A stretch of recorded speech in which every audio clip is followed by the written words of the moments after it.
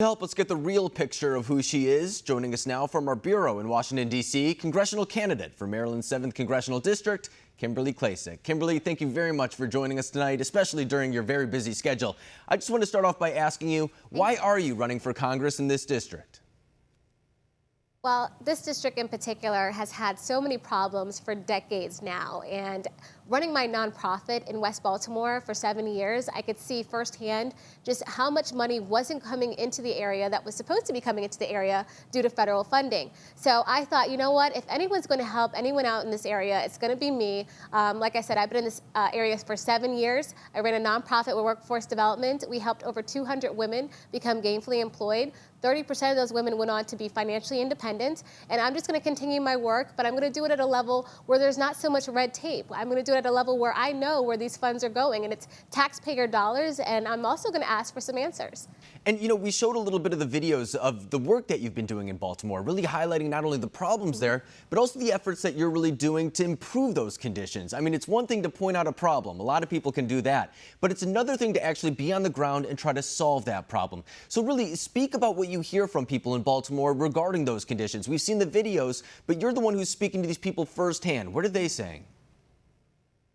Absolutely. So there was a lot of people actually in the media, mainstream media, that was saying that there were people upset about the fact that the videos were highlighting just the blight in Baltimore City. But honestly, the people on the ground in the neighborhood, they're saying, thank goodness someone went out there and shined some light on this situation because they've been dealing with it for so long.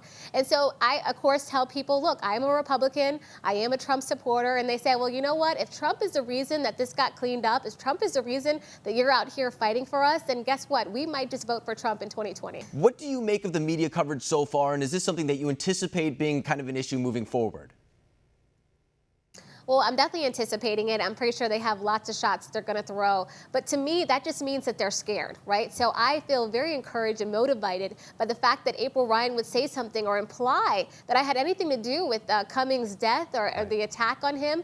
I didn't attack anyone in this situation, as you know. All I did was just shine a light on what was already there. And so I think people are going to continue to attack me. I'm fine with it. I mean, the small sacrifice of getting attacked by the media that a lot of people don't trust anyways, if that's the small sacrifice that I have to make sure other people, thousands of people, gain more quality of life, then I'm going to do that.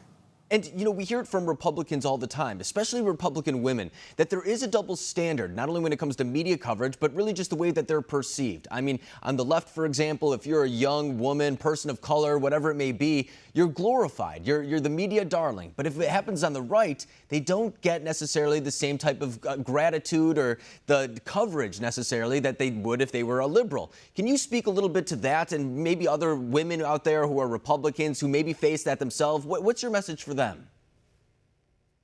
Well, absolutely, and that happens a lot. But you know what? You got to be tough. You got to be strong, especially in this political climate. And I say to young women, you know, young men also, if you are a Republican, if you are a MAGA supporter, you can be that. You know, don't let anyone tell you anything different. And it's sad that they actually, you know, glorify that side. If they're a liberal, they're all on board. But if you're a Republican, you're not. You know, if you're conservative, if you have values that are in faith in God, you know, then it's deemed as something so horrendous. But for me, I tell people, look, you go and be true to who you are. And at the end of the day, that's the person that's going to win.